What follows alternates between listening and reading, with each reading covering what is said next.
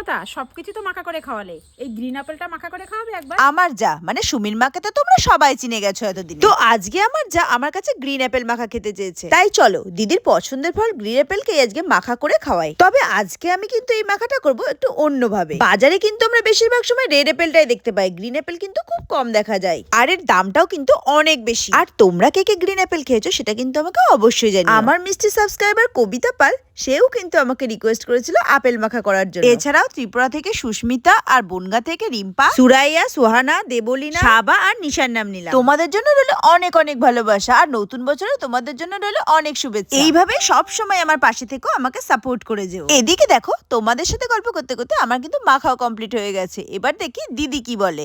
Apple খেয়ে দিদির reaction দেখে তো মনে হলো বেশ ভালোই হয়েছে। দিদি তো বেশ ভালোই বললো, তাহলে এবার দেখা যাক সত্যেন কি বলে। আমাদের সত্যেনের একটা গুণ কি জানো তো, ও খারাপ হলেও কিন্তু সেটাকে খারাপ বলতে জানে না। এক্সপ্রেশন দেখে তোমরাই বলে দাও সত্যেন কি বললো।